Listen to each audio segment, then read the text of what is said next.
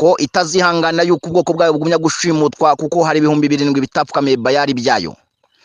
Niyo mpamvu rero yashyizeho umuburo wa nyuma kugira ngo benshi batazarimbuka maze bazabane n'Imana mu bwami bwayo kugira ngo itazaba yonyine. Reka dukomeze n'intara Satani yiciyemo benshi. Hari intara bita Shyari. Iryo shyari iyo Satani amaze kurishyiramo benshi, iyo ntara maze abasha kuyiciramo benshi maze kakahava. Ariko nta kindi mugomba gukora usibye yuko umuntu agomba kwirinda gupfira muri iyi ntara. Hari indi ntara bita kutanyurwa naho n'intwaro Satani yakoresheje mu buryo bw'intara maze yiciramo benshi ntibanyurwe n'uko Imana yabagize. Bamwe bahindura imibiri yabo uko Imana itayiremeye, abandi bifatira ibyemezo byo gukora ibyo bashatse. Radio yanyu ibagezaho amakuru atandukanye kandi meza ayabagerezaho ku gihe. N'umwanya w'amakuru mu Kinyarwanda mu buryo burambuye yumvikanira ku isi yose. Buri wese akaba yumva yuko iradi igomba kumugezaho amakuru yitwa Hunga Udapfa. Reka twongere tubabwire ngo umutwe w'inyeshyamba za Satani ukorera ikuzimu, uyobowe na Satani, nta kuvuga rumwe na guverinoma y'ijuru kuko umwe ni umukeba wundi. Nubwo Imana yaremye Satani, ariko Satani akoreshwa mu buryo bw'igipimo ipimamwe abantu bayo. Niyo mpamvu yanabivuze mu Baheburayo ibice 2 ku murongo wa 14 kurangiza hepfo gatoya. Yateruye amagambo ye agira ati kubahuje umubiri mwese kandi mukamuhuje ubumwe. Hepfo avugamo amagambo uburyo ki Satani yahawe ubutware bw'urupfu, abarumutijeho abarutijweho kugira ngo arubakangishe maze ariko muri bikange maze azabarimbuze ubwoba. Niyo mpamvu nta muhanuzi ugira ubwoba uzinjira mu bwami bw'ijuru cyangwa ukora ibibi akabeshya ndetse akanabikora. Ibyahumetswe rero ntago byasibye kubaha amakuru atandukanye kugira ngo abantu batazarimbukira mu bibi bitwaje ko batabwiwe. Ageze mu rwa 2 rw'Abatesalonike ibice 2 umurongo wa 1 kugeza 12 abivuga neza yeruye, avuga uburyo ki Satani agomba kumubanziriza maze akabanza agapima abantu. Aravuga ngo ntago Yesu Kristo azaza kujya ko kwimura Imana kutabanje kubaho. Avuga uburyo ki azabapima uwizera iby'ukuri n'uwizera ibitari iby'ukuri.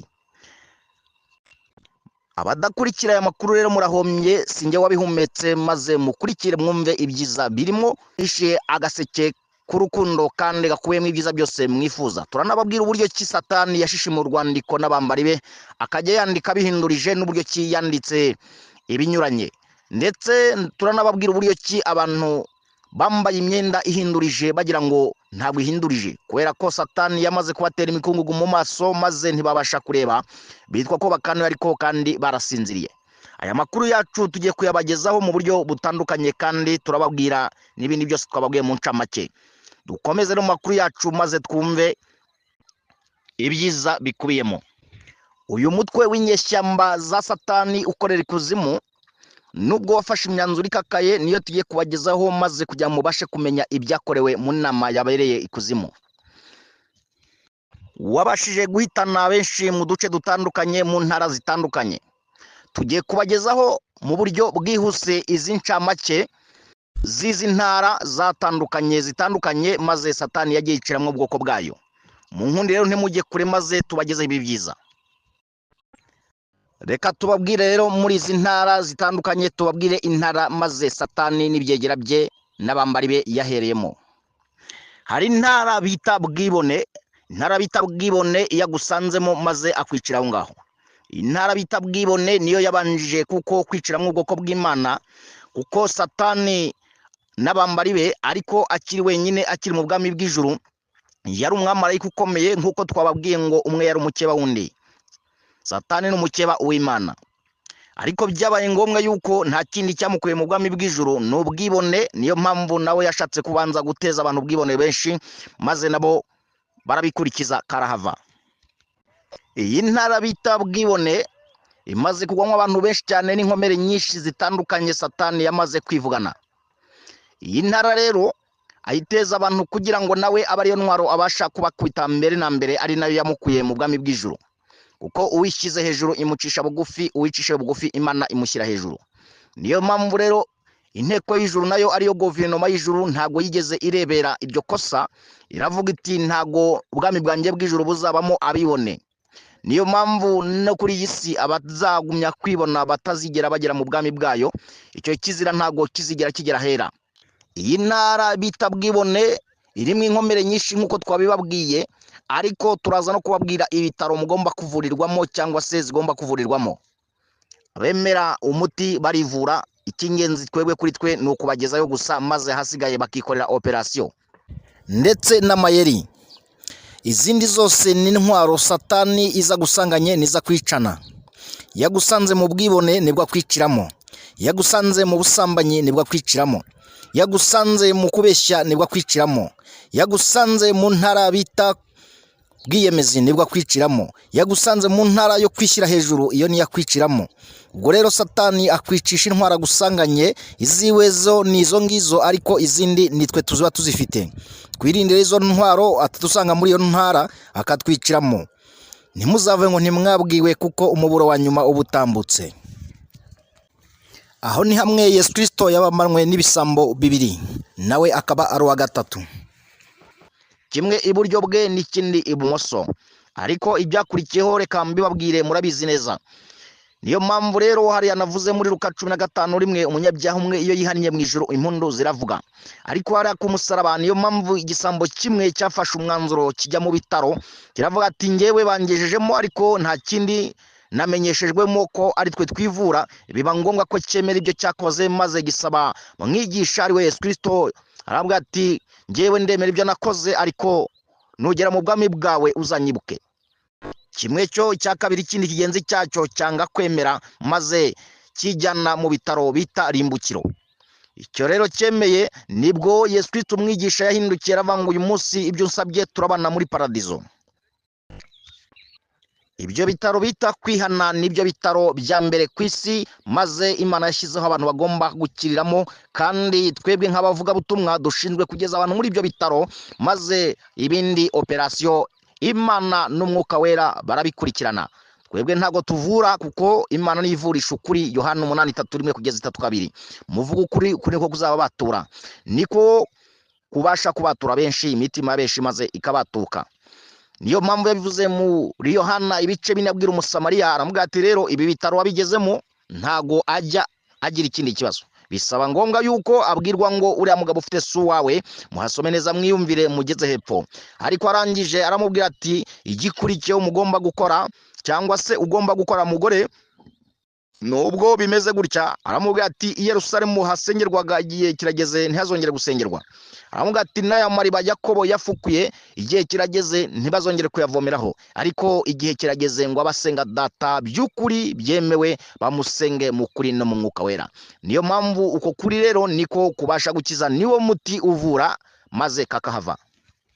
Mureke tubanze twitsemo gakeya, tukomeze n'izi ntara zacu Satani yiciyemo abantu benshi, maze Imana yadutangarije ariyo nteko y'ijuru, ariyo guverinoma y'ijuru yo mu bwami bw'ijuru, yabashe kumena amabanga kugira ngo benshi maze babashe kumenya ibiri kubera ikuzimu, maze ababurira abaho umuburo wa nyuma. Reka tubanze twitsemo gakeya twumve ho gatoya, maze tubagezeho ibyo kwamamaza by'ubwami bw'ijuru ho gatoya, maze tugaruke mu makuru yacu arambuye nk'uko n'ubundi tukiyarimo.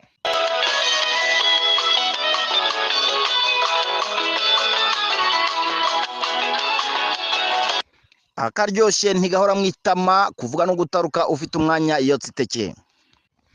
Tugikomeje n'iyi ntara Satani yicemwe benshi, reka twongere tubabwire ngo inteko y'ijuru ariyo guverinoma y'ijuru ntago yigeze irebera, kuko itazihangana yuko ubwoko bwayo bugumya gushimutwa, kuko hari 7,000 bitapfukamiye Bayali byayo. Niyo mpamvu rero yashyizeho umuburo wa nyuma kugira ngo benshi batazarimbuka, maze bazabane n'Imana mu bwami bwayo, kugira ngo itazaba yonyine. Reka dukomeze n'intara Satani yiciyemo benshi. Hari intara bita Shyari. Iryo shyari iyo Satani amaze kurishyiramo benshi, iyo ntara maze abasha kuyiciramo benshi maze kakahava. Ariko nta kindi mugomba gukora usibye yuko umuntu agomba kwirinda gupfira muri iyi ntara. Hari indi ntara bita kutanyurwa. kutanyurwa naho n'intwaro Satani yakoresheje mu buryo bw'intara maze yiciramo benshi ntibanyurwe n'uko Imana yabagize, bamwe bahindura imibiri yabo uko Imana itayiremeye, abandi bifatira ibyemezo byo gukora ibyo bashatse, kandi yarabibavuze neza yuko mu Waroma 12 umurongo wa 1 kugeza 2 yasobanuye ijambo ryiza tuburira, aravuga ngo nuko bene data ndabinginga kubw'imbabazi z'Imana ngo mutange imibiri yanyu maze ibi bitambo bizima byera bishimwa n'Imana. Abivuga neza byero aravuga ngo hanga bashobora kutazabyumva neza, reka nongere ntange n'ingurane y'ibizahabera yuko ibizababaho bazirwarize. Abivuga muri Yesaya ibice 3 umurongo wa 16 kugeza 26, avuga iby'abazirimbisha neza maze bagakanisha imyenda, impeta zo ku mazuru n'izo ku matwi. Avuga byinshi cyane ntarondoye muhisomere maze mwumve, kuko tuba tugira ngo tubagezaho amakuru mu buryo bwihuse kandi butandukanye. Umunyamakuru rero agomba kugusha ku ntego kugira ngo byinshi namwe mushishi muri impapuro maze muzisome kandi muzihinduranye. None rero ubwo birangije arasobanura uburyo ki azatangamo ingurane, aho muraza kuyumva mu kimbo cy'uko nahari umusatsi usibye uko bizagenda no gukanisha imyenda n'ibindi byinshi. Muri Timoteyo ibice 2 rero umurongo wa 9 naho yarabisobanuye byinshi, avuga uburyo ki uko bizagenda. Ni henshi cyane twagasobanuye, ariko namwe mubanze musome maze mucurure kuri izo mpapuro. Ubwo rero abazarenga kuri uwo muburo Imana nta kizabitarakoze, maze yagiriye abantu inama niko kubamenera amabanga y'inama ziri gukorerwa ikuzimu zishaka kurimbura benshi, kuko nababwiye ko yirahire ko atazashya wenyine. Niryo tegeko abadayimoni n'abambari be ba Satani bari kugenderaho, kuko Satani niwo uyoboye iyo nama ndetse ari kumwe n'icyegera cye. Uko ibi ngibi biri gukorwa ni mu buryo bwo kugira ngo arimbure benshi maze azabanyagishe uriya munezero wa mirere na mirere. Reka dukomeze n'indi ntara Satani yagushijemo benshi, akaba arasa imyambi bamwe bakicirwamo maze abandi bagakomerekeramo. Inkomere ni nyinshi cyane cyane nizo nyinshi, kuko bagendana ibikomere ariko Satani yarabarashe kandi bagihagaze. Hari intara bita Cyubahiro, iyi ntara nayo bita Cyubahiro iguyemo benshi, kandi bashatse kugira ngo icyubahiro Imana ubwayo yirahire ko itazagihundi. Ariko ubu twebwe abantu muri rusange benshi muri twe baravuze bati reka tukiheshe. Imana nawe ntiyarebereye rero, yaravuze iti reka nze maze ubwo abantu banjye naremye bashatse kumvuguruza, reka nze mpindura icyerekezo. Maze arangije abanza abaha gasopo ya mbere, agera hariya mu Migani ibice 25 umurongo wa 2 wonyine aravuga ngo icyubahisha Imana nuko ikinga ibintu ngo ariko abamihoshwa no kubigenzura. Imana ribona ko nta kundi, iravuga ngo reka ikibazo ngishyire ku isi ndetse ngishyire no mu bantu banjye. Icyo kibazo rero habuze umuhanga ku isi n'umunyabwenge wabasha kugikoraho ngo agikuremo, kubw'uko giteganijwe ari Imana wagishyizeho. Reka mbibutse ibanga ry'ubwenge, ikibazo ni murumuna w'Imana. Impamvu ari murumuna w'Imana ndaje mbabwire n'irindi banga ry'ikibazo kugira ngo mubashe kuryumva, kandi ikindi mubashe kumenya neza yuko ikibazo nicyo cyubahisha Imana. Iyo ikiguteje ukabura inzira witabaza inshuti n'abavandimwe, y'ibyawe birangiye wifashisha inshuti n'abavandimwe, imiryango nuko. Iyo rero nabo bananiwe icyo ubasha gukora, uratangira ngo Mana nunkize ibi nibi nzagushima, nunkura hanaha nzagushima, nunkura mu bitaro nzagushima, nunkiza uburwayi nzagushima, nunkorera ibi ukankiriza umwana cyangwa se ukankiriza umugabo n'umudamu, muri rusange twese ku kibazo cyose umuntu ahura nacyo nzagushima.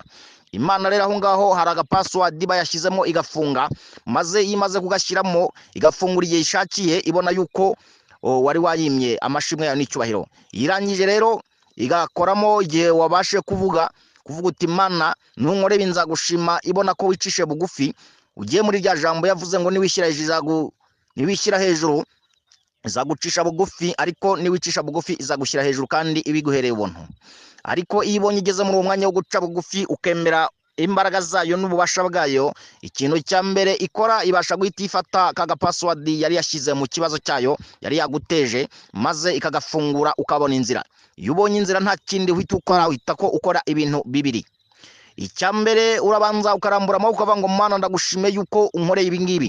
Icya kabiri nuko umunwa wawe urambuza maze amagambo meza yo kuvuga ngo Mana ndagushime ko wankoreye ibi ngibi. Nubwo haba harimo bamwe bajijisha bakabyemera ku munwa gusa mu kandi kanya bakabivamo, ariko icyo gihe icyo Imana iba yagambiriye kiba cyabaye. Nta kindi rero Imana ibigira ngo ikubyazemwo ibintu bibiri. icya mbere ibikubyazamo ni amashimwe wari wayimye, icya kabiri ni icyubahiro cyayo uba wikururiye ibishatse kwisubiza. Niyo mpamvu rero icyo gihe iyo igufunguriye cya kibazo wari wabuze inzira, uratangira uvuga ngo ndagushimiye Mana ko unkoreye ibi ngibi, aho yari yafungiye inzira ikazifungura maze ukabona ibyo washakaga. Aho rero niho yitirwa Imana, kuko ibikubyajemo amashimwe wari wayimye n'icyubahiro kandi wari wayimye mbere, ariko ikikubyazamo kubw'ikibazo iguteza. Reka twimukeho gatoya maze dukomeze n'inzandiko zacu, duhere mu itangiriro tugiye mu byahishuriwe Yohana. Izo nzandiko rero nibyo bitabo Imana yanditseho buri kimwe cyose ibihumetse, kugira ngo benshi babashe kumenya ibiri kubera kuri isi cyangwa n'ibizaba kujya batazatungurwa. Uyu ni umuburo wa nyuma rero katugumye tubabwire. Ntiyarekeye aho, yaravuze iti reka nongere mbabwire nti ikibazo nicyo kibasha kumpa umwanya mu bantu. Irangije iravuga ngo ikibazo reka ngishyireho nka gereza abantu bagomba gufungirwamo bose. Impamvu ikibazo rero ari gereza abantu bose bafungiyemo, nuko nta muntu wakora ikibazo ku isi ngo gishire mu bantu ndetse no ku isi hose, ntabwo cyashira mu bantu no ku isi. Niyo mpamvu rero ntawe utarafunzwe, mwihangane, ahubwo buri wese azagikurwamo mu gihe ku munsi w'imperuka abandi bakigumemo. Dore impamvu rero bazakigumamo abandi bakagikurwaho. Ni muri cya gihe Imana ubwayo ku munsi w'imperuka izaza gushyira akadomo ka nyuma, bamwe bazakurwa ku mubabaro wa mirere na mirere bagashyirwa mu munezero wa mirere na mirere, abandi bagashyirwa mu kibazo cy'umubabaro bagahora babazwa ku manywa ndetse na nijoro. Niyo mpamvu yabivuze muri Mariko yabivuze neza muri Mariko ibice 9 umurongo wa 44, avuga neza ko n'urunyo ruzabarya rutazigera rupfa. Asobanura impamvu rero ikibazo ari gereza dufungiyemo. Reka nyisobanure kugira ngo hatazagira unyikoma nkanjye nk'umunyamakuru uhagarariye ubwami bw'ijuru usobanura amakuru y'ukuri nubwo benshi bayanga. Yabivuze neza aravuga ngo muri isi mufashe igihe mu ntambara, icyo kintu ntikizavaho. Arongera bivuga neza aravuga ngo mukiri muri isi muracyarwana n'ibintu bitatu: isi, umubiri na Satani. Ibi bintu ntawe urabicika n'umwe. Ariko arangije abivuga neza, avuga neza yuko iki kibazo niyo mpamvu kitazakurwaho, ahubwo kizavanwa kubizera gishyirwe ku batizera bahore babazwa ku manywa na ninjoro, abandi bashyirwe mu munezero. Singe wahera rero, maze aho ngaho reka dusoreze kuri icyo kibazo, tugaruke no ku zindi ntara Satani yiciyemo benshi kugira ngo mubashe kuhamenya maze muhazibukire, mwirinde, maze uyu muriro wari kuzotsa abana b'Imana cyangwa se abanzi b'Imana tuzawotsemo ibyatsi cyangwa se ibigori muri rusange.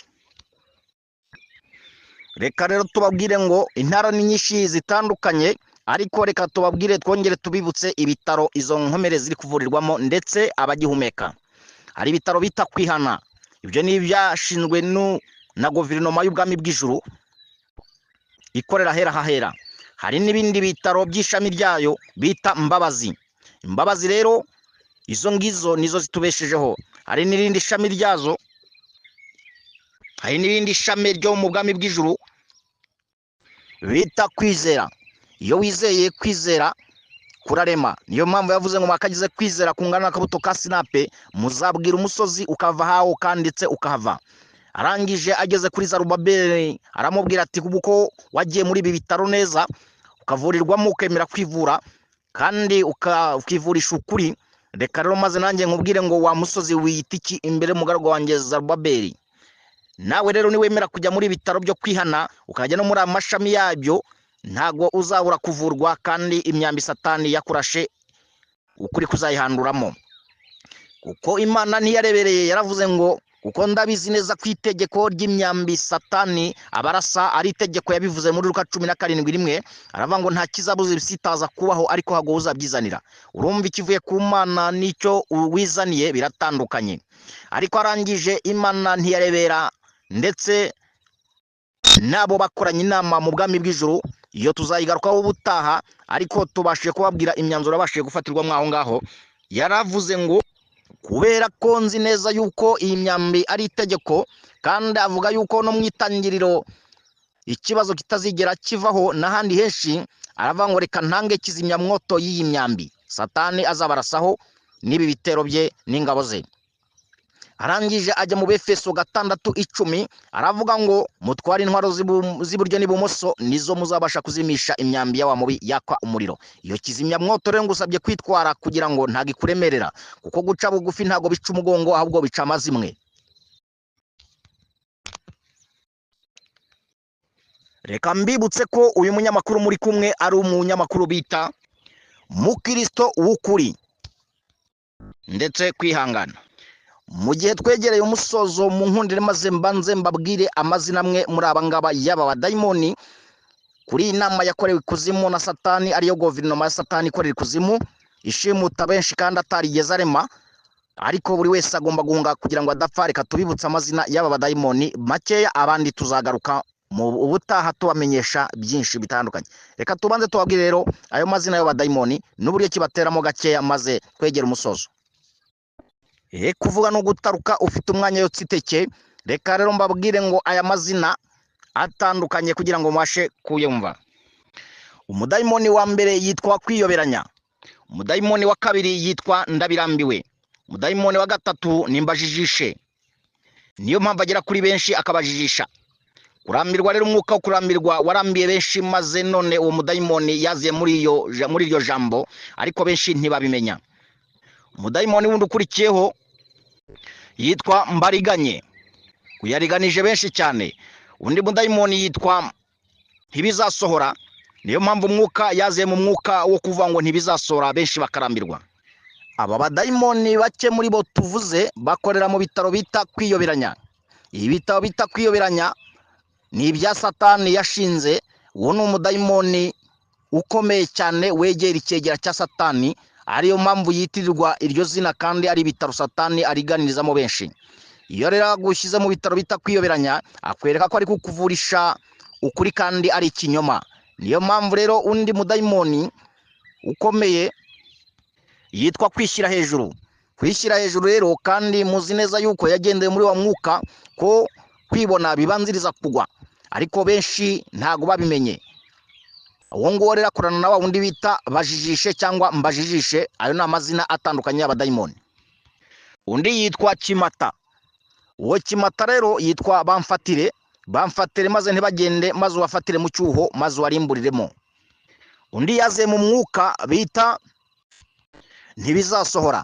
Ntibizasohora rero uwakorana na ndabirambiwe.